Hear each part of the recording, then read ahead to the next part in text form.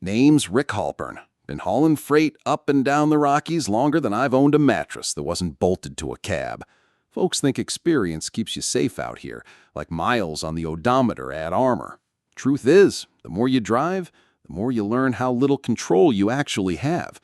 And that morning, out in Wyoming, that's when I got reminded. Again. Left Cheyenne around 4:30 a.m., running light but pushing a frozen meat load back to Denver. Nothing fancy, just a backhaul to round out the week. Dispatch said weather was clear till noon. That's what they said. Rig was a 19 Peterbilt 579. Solid, no known issues. I'd fueled up night before, checked the air, chain stowed proper, had fresh coffee in the thermos, and 6 hours of real sleep behind me. Everything looked routine. Highway was quiet. Too quiet, even for pre-dawn Wyoming. I-80 westbound had signs flashing about high wind advisories past Elk Mountain, which ain't unusual, but the flashing road closed boards on the ramps were. I saw the first one just past Buford. Orange lights blinked in like they were trying to shout me down. DOT had rerouted everything south, funneling trucks onto US 287. I hesitated, even pulled off the double check, but the digital signs were real, and the trooper parked sideways at the ramp looked real enough too. I gave him a nod. He waved me on down toward the detour. I've taken 287 before, sure, but not in this kind of weather. It's a narrow bastard, more curve than shoulder, and no real shoulders to speak of. The snow started light, like a warming. Wind was already blowing, but nothing the Pete couldn't handle if I kept it slow. GPS recalibrated the route without complaint, and I figured I'd burn maybe another hour, tops. Nothing to get excited about. But it didn't feel right. Even with the DOT signs, even with the trooper, the whole thing smelled off. No other trucks in front or behind me, and that's what stuck in my head. Usually, once a detour's live, you'll get a parade of rigs rolling together like ducks. Not this time. Just me. Couple of four-wheelers early for something, and then nobody. The CB was dead quiet. Channel 19, nothing. Switched up and down, not even chatter from locals or snowplows. I kept checking mirrors like I expected someone to appear, but it was just me and the wind. I passed a turnoff I didn't recognize. No signage, but a weather-worn pole held up a piece of plywood with 287 wind shut spray-painted across it in red. Looked homemade, half buried in snow. Didn't mean anything to me then, but it rattled loose something in the back of my brain. Wind shut. Never heard that word before. The snow thickened up around 6. Not a full whiteout yet, but enough to make lane lines disappear.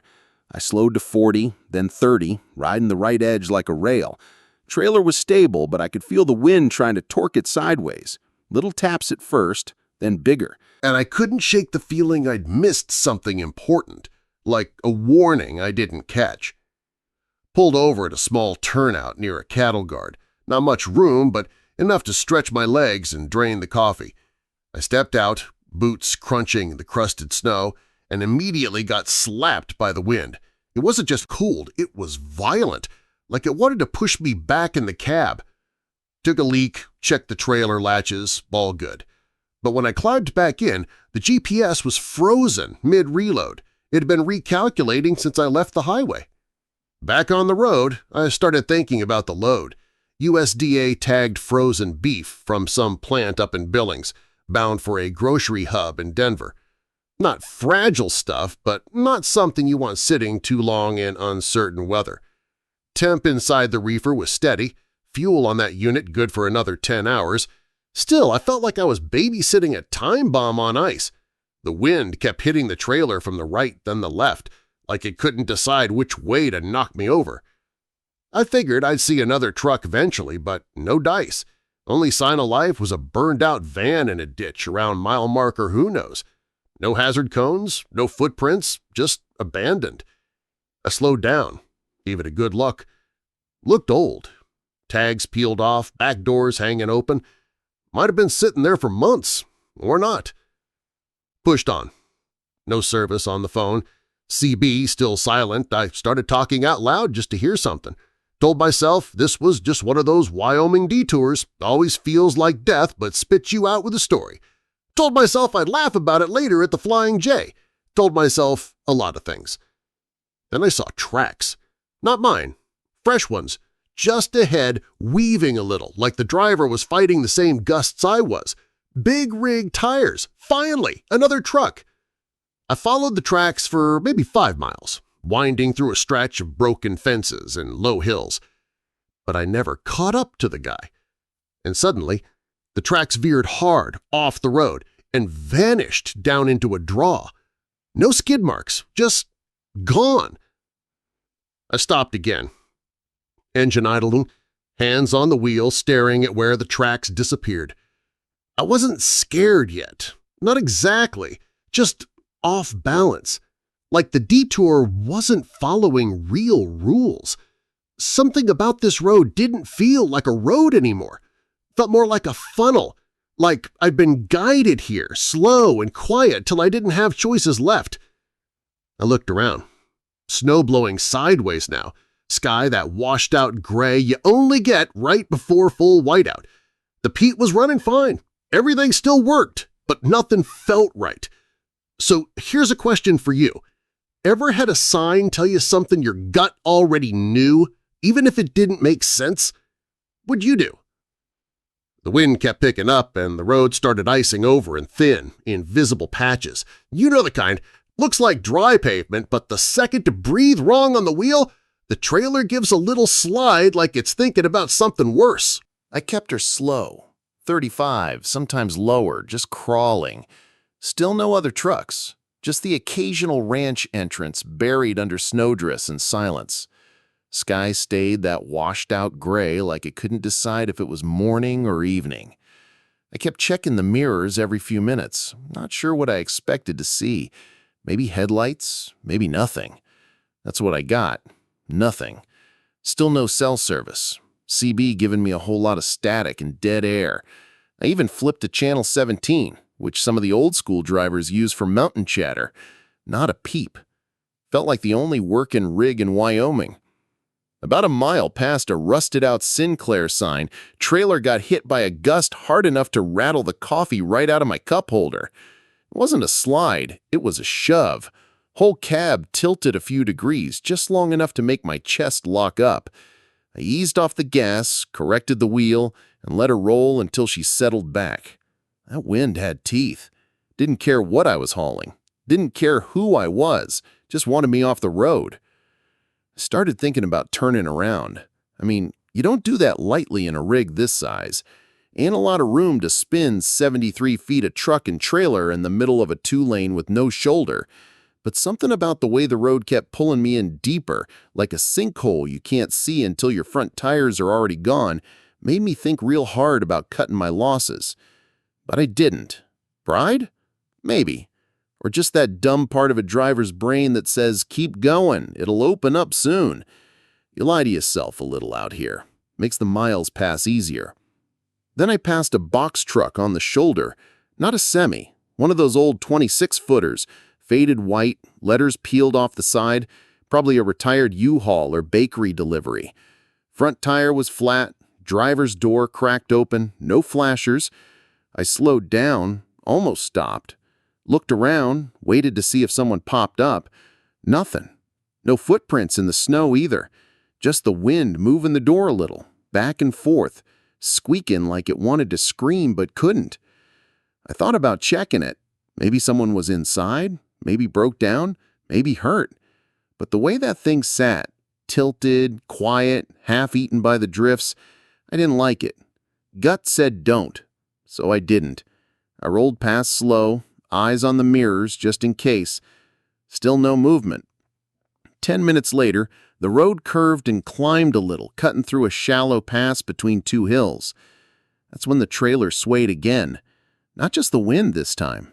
Felt like a microburst, one of those localized slams of air that drop out of nowhere and hit like a shoulder tackle.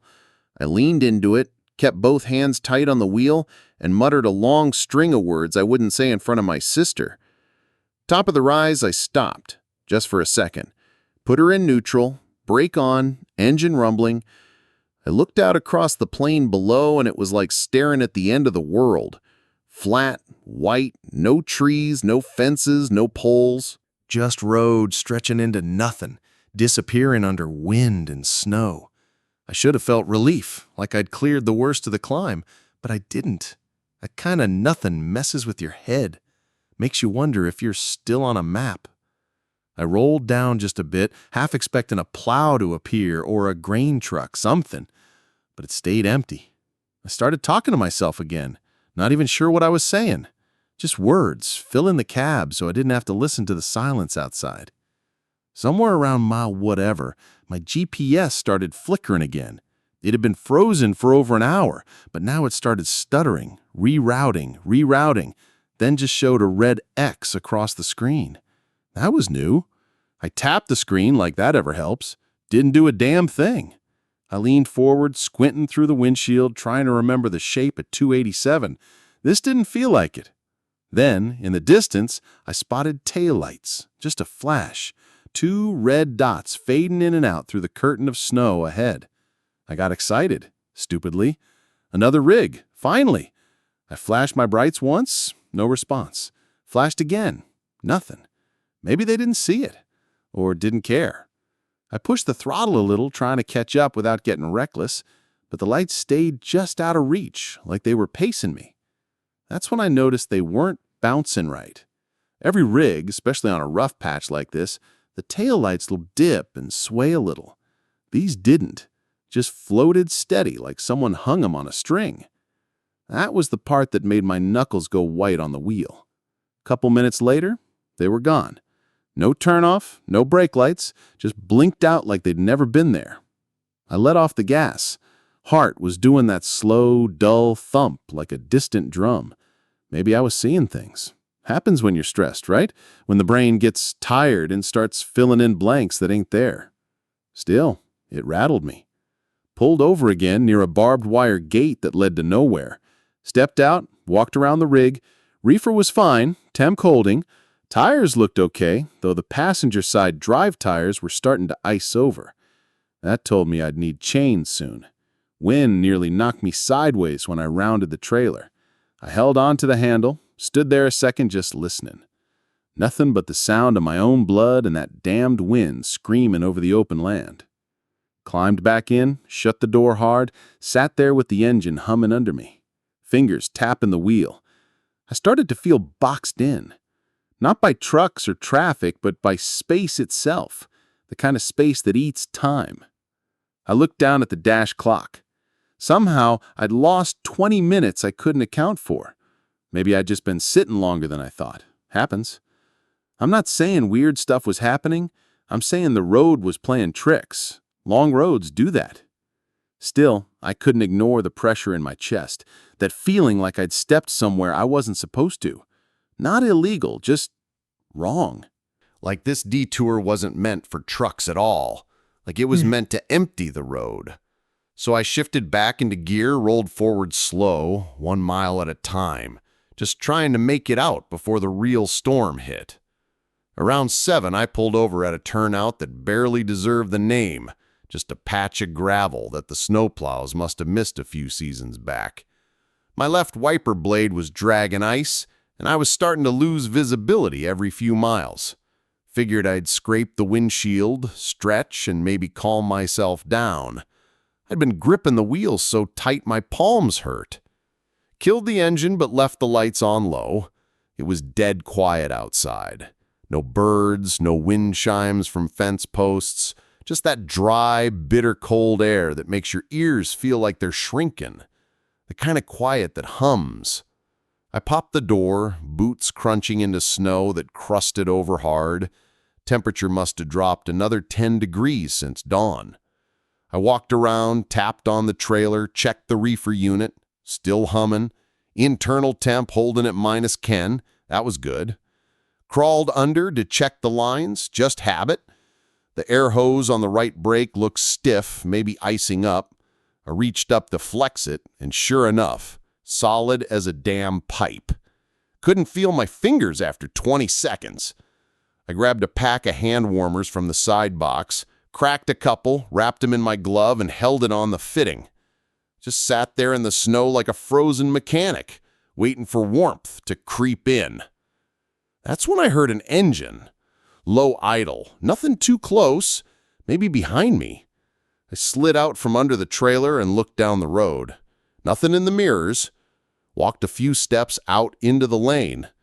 Sure enough, there was a pickup pulled off behind me, maybe 100 yards back. No headlights, just idling. Silver or gray, hard to tell in that light. Tinted windows. Didn't move. I raised a hand, kind of a lazy wave, the kind you give to ranchers or plow guys just to say, "I see you." No response.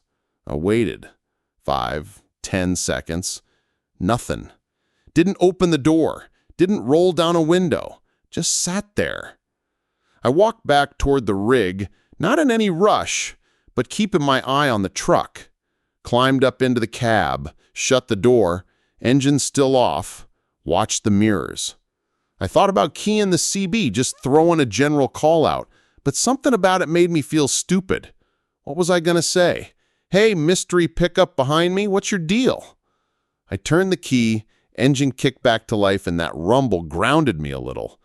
Mirrors still showed the pickup, just idling, still no headlights.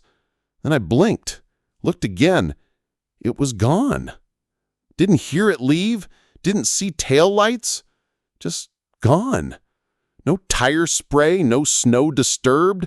Either I missed it backing out real smooth or it never moved in the first place. That's when I started thinking maybe I was tired. Like real tired. The kind that creeps up slow. I looked at my log. I was still legal.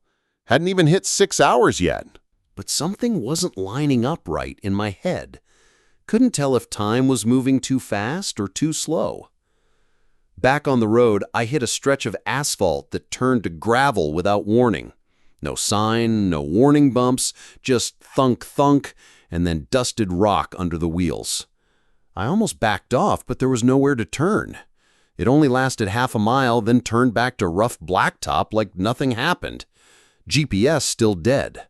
I started thinking I was on some county-maintained spur road, not 287 anymore. Not the part I knew, anyway. Tried the radio again. All I got was a faint hum, like electrical interference.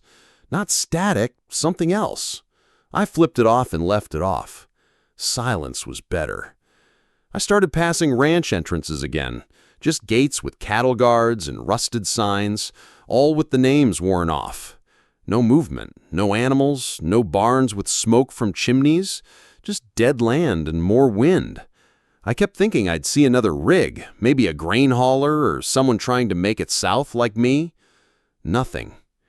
Saw a sign around 9, a beat-up green DOT panel that had been bent back by weather. It read, 287 alternate, not maintained in winter. That was the moment I realized I'd screwed up. I wasn't on 287. I was on some old auxiliary, probably used by ranchers or oil field trucks in warmer months. Must have missed the mainline turn back near that fake detour. I'd been funneled off by the road signs, and then the damn route had gone sideways under me. I pulled off again, this time just into the snowpack near a cattle guard. Got out, walked ahead a few yards, and looked at the tire tracks. Mine were the only ones. Not fresh, not old, just mine. No one had been through here in hours, maybe days. Wind was covering my trail behind me. I walked back to the rig, climbed in, and sat. Didn't start the engine, just listened. Nothing. For a second, I wondered if I should shut it down and wait. Just park, wait for light, maybe for another truck to come through. But I had no cell, no CB, no way to tell anyone where I was. And with the reefer running, I'd need to keep fuel in her. Couldn't afford to sit. Then I saw movement. In the side mirror. Just quick, like a shape shifting past. I opened the door, stepped out, walked around fast. Nothing there. I stood behind the trailer, looking at the snow, looking for footprints. Nothing but mine from earlier. My breath came out in hard clouds. I wasn't scared exactly, but I didn't like the way I kept catching motion that wasn't there. That kind of thing eats your focus, and when you're out here alone, losing focus is like bleeding. Back in the cab, I fired her up and started moving. No more brakes, no more walking around. Just keep the wheels turning until I hit something familiar. I stopped watching the GPS, stopped looking for signs. I followed the road like it was a rope, and I was already hanging by it. The wind started up again around the next bend. This time it sounded different. Not louder, not colder, just angrier. I leaned into the wheel and pressed on. The road behind me was gone. The road ahead didn't look much better, but it was the only thing I had left to follow. Sometime after 10, I hit a stretch that made everything before feel like warm-up. The wind cut across a flat with nothing but brush and busted fence posts for miles. No trees, no outbuildings, no windbreaks of any kind. Just open hell. The kind of land where you feel like you're trespassing even if you got legal plates and a bill of lading. Road narrowed tighter than I liked. No shoulder, just a drop into snow-packed ditches on both sides. Didn't see another soul. And then the damn wind started shoving me again. Hard. Not gusts. Sustained force. Enough to make the wheel stiff in my hands. Felt like driving with one tire dragging through sand. I slowed it down to 25 and hugged the right as much as I dared. One bad push and I'd be jackknifed in a ditch with no way to radio for help. I was watching the hood mirrors like they were holy scripture, waiting for the trailer to show any sign of a pivot. One slip on ice, and the whole rig could swing sideways into God knows what. Except, I don't think God even looked out here. That's when I saw the other truck. It was coming up slow, headed northbound. My opposite. Didn't flash, didn't wave, didn't break the center line. Just kept crawling past like a ghost. Old Freightliner, faded red paint under road grime. No markings on the cab or trailer. Looked like a dry van, probably empty the way it was riding. As we passed, I saw the driver. He looked at me. Or through me. Hard to say. Didn't nod, didn't smile, just stared.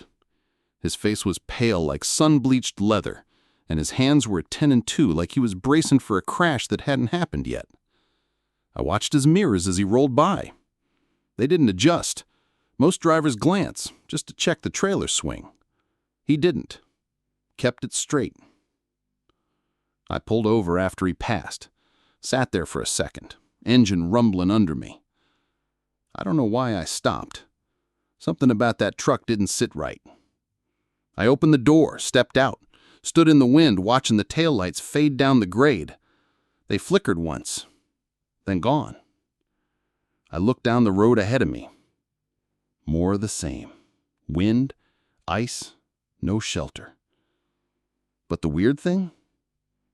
His tire tracks weren't there. At least not in the fresh snow. Mine were, clear as day. His should have been next to him, or crossing over. Nothing. I climbed back in, started moving. Had to shake it off. Maybe he stayed in the dry line I'd cut and the wind blew over his prints already. Maybe the snow was just that fast. Still, the tension was sitting in my shoulders like concrete. A few miles later, I passed a rusted road sign bent at an angle like a drunk trying to stand. Could barely read it. Just said detour ends in faded yellow letters. Except there wasn't another road. No junction, no return ramp, nothing but the same skinny ribbon of asphalt going south. Like someone forgot to finish building the map. Around the next bend, I saw a cluster of buildings way off the road. Looked like a way station, maybe closed, maybe abandoned. I swung in slow. Gravel cracked under the tires, snow piled in ridges along the gate. There was an old modular office trailer with busted windows, a cinder block shack beside it, and a skeletal pole where a U.S. flag probably used to hang. The sign over the drive-thru said, Y. Check Station, in peeling letters. I parked the rig and killed the engine. Reefer still humming. I stepped down and immediately felt the air shift. Not colder, just still. No wind in the lot. Dead quiet.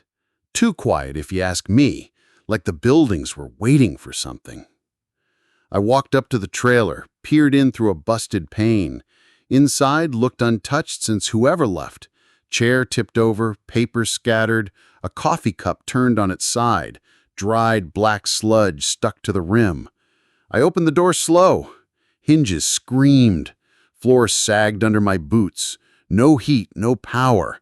Just the stink of mildew and dust. On the far wall, tacked up with rusty thumbtacks, was a laminated map. I walked over, brushed the edge with my glove. It was a weather overlay map from 5 years back, dated March 2020. Marked in red across my route, US 287 alternate, were 2 words stamped diagonally across the corridor: closed indefinitely. There was a logbook on the counter, pages curled with age, but I flipped through anyway. Last entry was from someone named Blake, state trooper badge number written sloppily. He'd written, "Closed section gate removed 314. Locals still using road. Warning signs keep disappearing. Reports of vehicles getting stuck near Old Stewart Pass. Recommend permanent barrier." I stood there a while, letting that settle in my gut. Gate removed, locals still using it, so that meant this stretch, the one I was on, wasn't meant for through traffic. Not since 2020. That meant the road closed boards I saw earlier weren't rerouting me, they were pushing me into a dead zone. Or close enough to one. I heard a sound outside and froze, like tires on gravel. I stepped out, walked toward the cab, expecting to see another rig rolling in, maybe someone else lost. But there was no one, just the wind picking back up and a new layer of snow starting to fall sideways. My own tire tracks were already fading. I climbed back up, started her again, heater blowing weak, engine solid. I pulled out of that station like a man leaving a crime scene. Didn't look back. Down the next straightaway, I saw something new. A small sign nailed to a fence post, just crooked enough to look unofficial. Black letters on white, private road beyond this point. No state maintenance. I slowed, stared at it as I passed. That was the kicker. I wasn't even on a public road anymore. Somewhere between the reroute and the ghost truck, I'd slipped off the map and into someone else's backyard. Thing was, I didn't have another option. No place to turn, no cell, no shoulder to park and wait.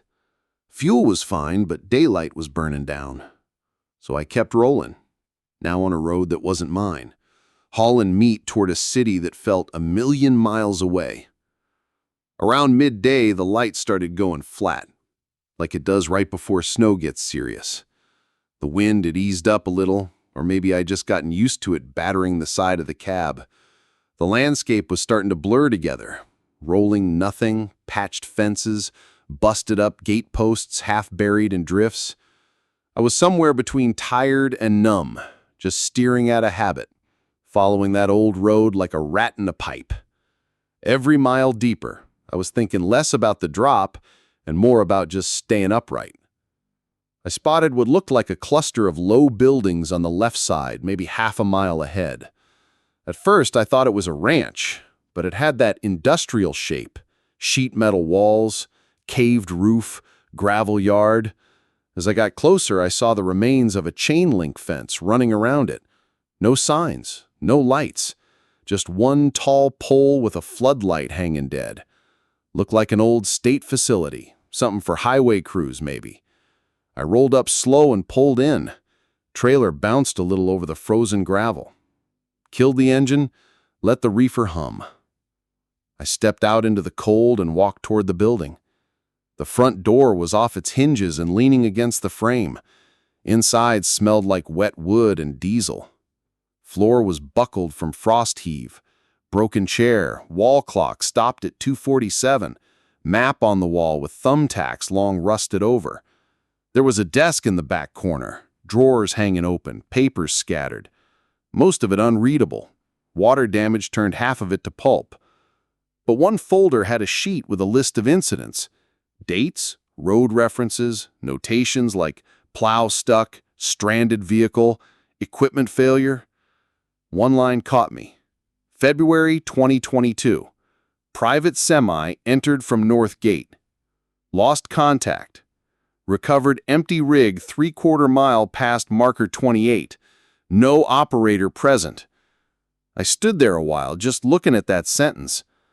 My hands were shaking a little from the cold, or Maybe from the feeling creeping in my ribs. That kind of slow realization that you're not supposed to be where you are. Not in a scary way, not some movie nonsense. Just in a bureaucratic, ignored, buried deep under some other priority kind of way. I walked back outside, wind biting harder now. Sky going that pale gray that means snow's coming soon. As I climbed back up into the peat, I realized something felt off under my boots. Stepped down again and walked to the rear. The trailer tires on the right side were iced to the ground. Not just packed snow, actual ice buildup. Like the whole thing had melted underneath, then refroze solid around the rubber. I kicked at it, solid as concrete. Grabbed a crowbar from the side box and chipped around the edge. Nothing moved. I tried rocking the rig a little. Low gear, gentle pull. Rear end didn't budge. The front pulled slightly, but all I got was the engine groaning and tires spinning useless over packed snow. I shut it down again, walked out to the fence line, looking for something, anything, that could give traction. Old boards, chunks of concrete, broken pallets. Found an old metal grate, heavy, rusted, probably part of a cattle ramp or something. Dragged it over and wedged it under the back tire best I could. Still nothing. Wind started pushing again, steady this time, not gusts. It whined across the fence like a warning. I stepped away from the rig, took a minute to breathe, just stood there in that empty lot with my gloves stiff and my knees locking up from the cold. Then I heard it. A snowmobile engine. Close. I turned and saw him coming in from the west, cutting across the field like he knew exactly where he was going. Older guy, canvas coveralls, ski mask rolled up on his head, tan gloves with oil stains. He didn't wave, just slowed to a crawl and stopped about 10 feet from me. "You stuck?" he asked, voice flat, like he already knew. "Yeah," I said. "Trailer's iced in." He looked at the peat, then at the sky, then back at me.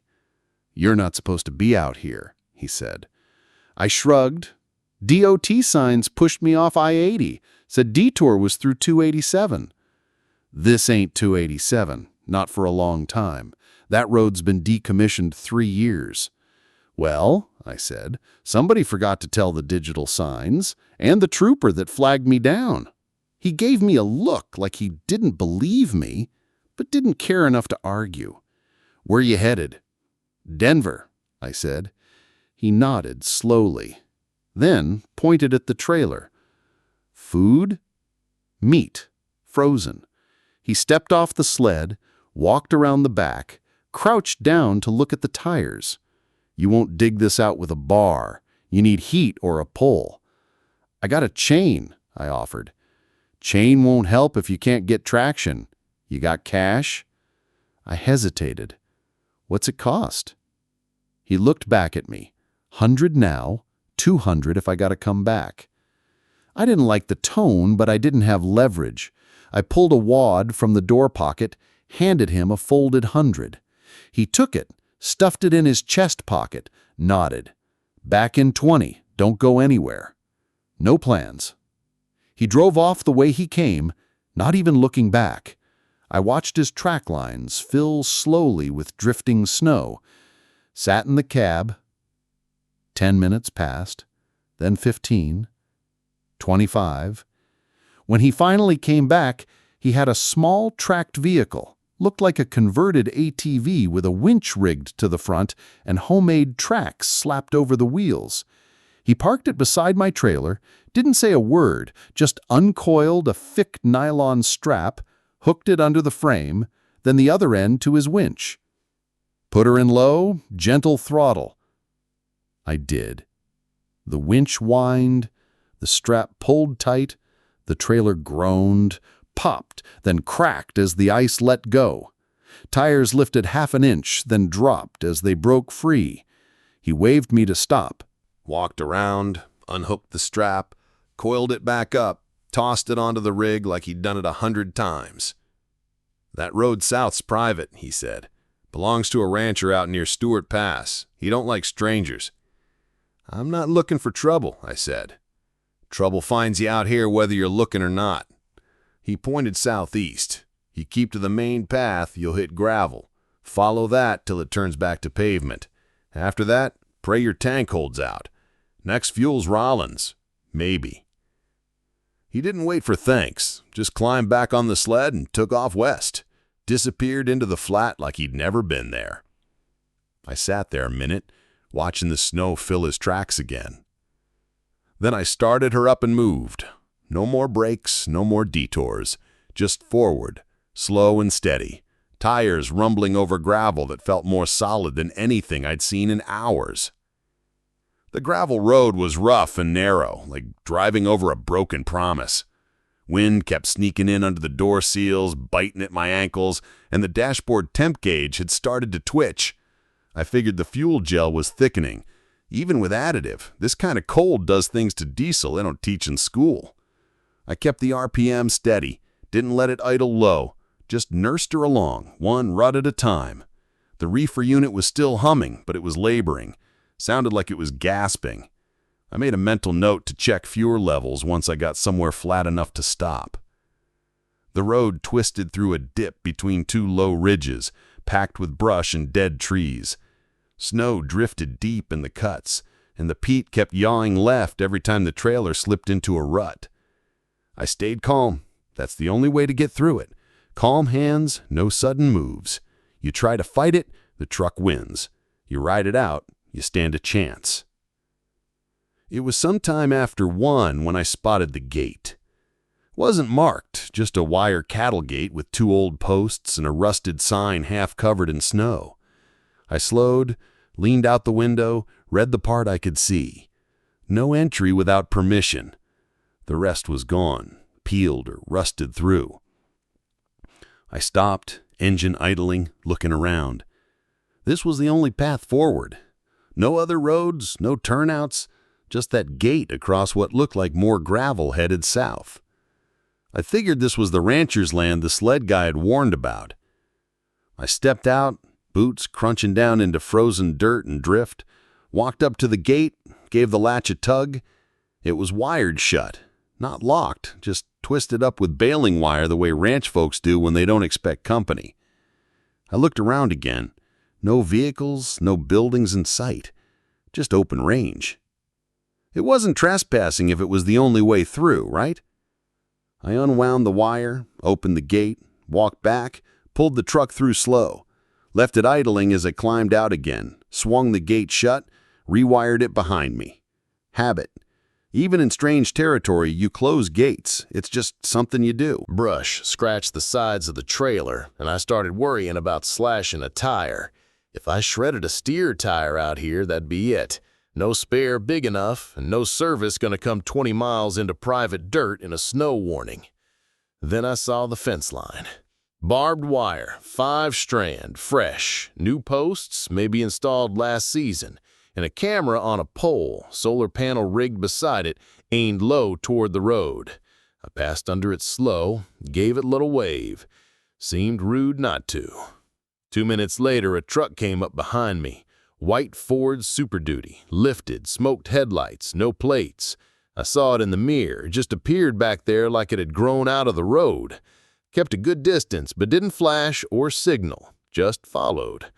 I kept it steady, didn't brake, didn't speed up, let the guy decide how he wanted to handle it. He finally lit me up, flashers, high beams. I slowed, rolled down the window, stuck my arm out, and waved him up. He pulled beside me, window already half down. Guy was mid-50s, brown Carhartt, no badge, heavy mustache. "You lost?" he asked. "Trying to get to Rollins," I said. "DOT signs pushed me off 80. This detour took me all the way out here." "This ain't a detour road," he said flat. "This is private land. You see a sign back at the gate?" I did. Gate was wired shut. Road behind me's washed out. I can't turn around. He looked me over like he was measuring my worth in quarters. Then he nodded toward my trailer. "What's in the box?" "Meat load. Frozen beef out of Billings, headed for Denver distribution. Reefer still holding temp." He chewed on that a second. "You're burning my fuel just idling out here, you know that." "Didn't mean to be here," I said. "Just trying to keep moving before the storm comes back." He looked off toward the ridge, then back at me. "I'll get you through, but you stay on this road. Don't pull off, don't stop, and don't go near any of the corrals. You pass 3, count 'em. First has a red gate, second has a windmill, third has a fuel tank. After that, road turns back public. You go past that tank and turn anywhere else, I'll assume you're not just lost." I nodded, understood. He didn't say goodbye, just pulled ahead, tires spitting gravel. I let a few seconds pass, then rolled forward behind him, kept my distance. Sure enough, the landmarks came up just like he said. First was a red gate with a leaning post. Second had a busted windmill, blades clattering in the wind. Third, an old propane tank painted white, sitting near a dry stock pond. Right after that, the road widened and smoothed out, and I saw pavement again. Actual asphalt, cracked and worn, but state maintained. And another gate, this one open. I rolled past it like I'd crossed into civilization. My hands didn't loosen on the wheel until I saw a real green highway sign 10 minutes later. Rollins, 41 miles. I exhaled like I'd been holding my breath for hours. Maybe I had. Pulled into a tiny stop on the outskirts. Just a pump, a busted snack machine, and an outhouse with no door. Fueled up from a gravity-fed tank with a rusted nozzle. Cash only, no receipt. Went to check the reefer tank, was nearly bone dry. If I'd stalled one more hour, that meat would have started to sweat. I stood there next to the trailer, gloved hand on the fuel cap, and realized how close I'd come to losing the load, losing the contract, maybe losing the truck if I'd gotten stuck deeper. Nobody would have found me in time, not on that road. I leaned against the fender, felt the cold seep through the steel. My arms were heavy, like I'd driven 3 days straight. I thought about that guy on the sled, the man in the Ford, the camera, the folder in that abandoned station. All of it made sense in its own screwed-up logic. They didn't want people coming through, not because they were hiding something, because they'd already stopped asking for help a long time ago. Out here, help was just another thing that didn't show up. I rolled into Rollins just after 9, headlights coated in road grime, trailer axle humming like it had a story to tell. Snow started again on the edge of town, light but steady, like the sky had more to say but didn't want to shout. Found a gravel lot behind a closed diner and parked crooked between 2 reefers. Didn't even shut her down right away, just sat there, window cracked, engine ticking as it cooled. My hands were still shaking. Could have been the cold, could have been the last 12 hours. I couldn't tell anymore. I'd missed my Denver drop window by 6.5 hours. Dispatch already blew up the phone 3 times while I was fueling, then again while I was crossing the overpass into town. I didn't pick up, just didn't have the words. Sat there watching the snow catch in the wipers till I felt calm enough to hear someone else's voice.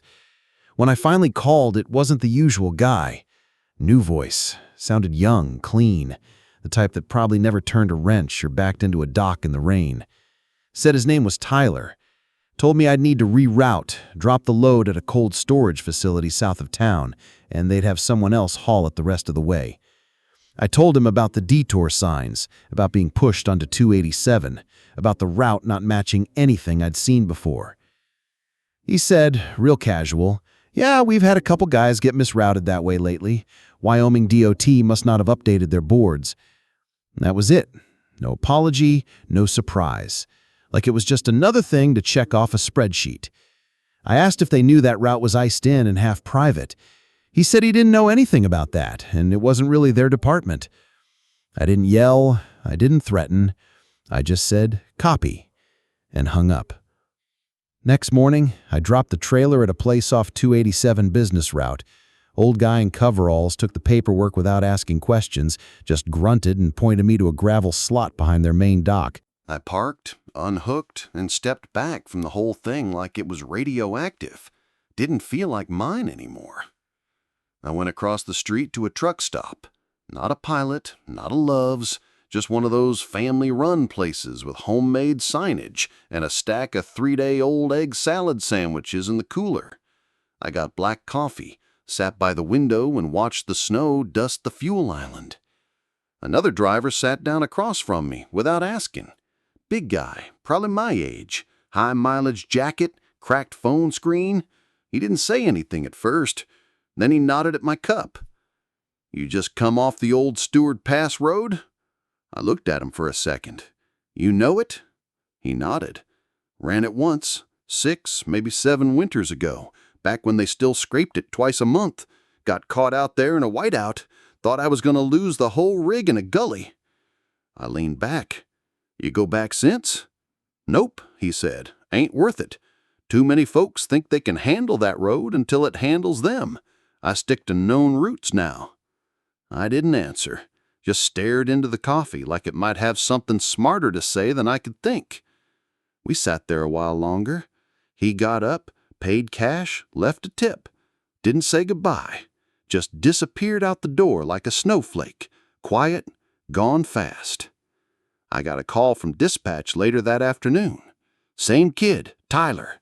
He said I'd be reimbursed for the delay, but they were logging the incident as weather-related, so it wouldn't count as a service failure, like that was some kind of gift. Then he asked if I'd be ready to roll again the next day. I told him no. Said I needed 2 days off the books, maybe 3. Truck needed a checkup. I needed some damn sleep. He sounded annoyed, but logged it.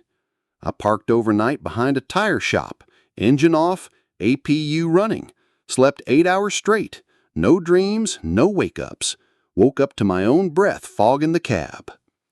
The next morning, I walked into a used parts joint off the interstate and bought a Rand McNally paper atlas, 2025 edition, still wrapped in plastic. Slapped it on the counter and paid cash. Guy behind the register said, "Ain't seen one of these sold in a while." I said, "Yeah, well, I'm done letting the internet tell me where to go." He laughed. "Old school, huh?" "Something like that." I spent the next hour marking up the maps, highlighted every route I trusted, every way station I remembered, every back road that had ever gotten me out of a jam. Then I pulled out the GPS, unplugged it, and dropped it in the trash can by the door. I still drive, still haul meat, produce, dry goods, whatever they throw at me, but I don't take digital detours anymore. I don't assume the road's safe just 'cause the screen says so. And if I see a handmade sign buried in snow or a way station with boarded windows, I don't ignore it. I slow down. I think. And when I pass that part of Wyoming now, I don't even look south. I stay on I-80, even if it costs me 4 hours and a little pride, because time you can make up. But some places, once they pull you in, they don't always let you back out clean.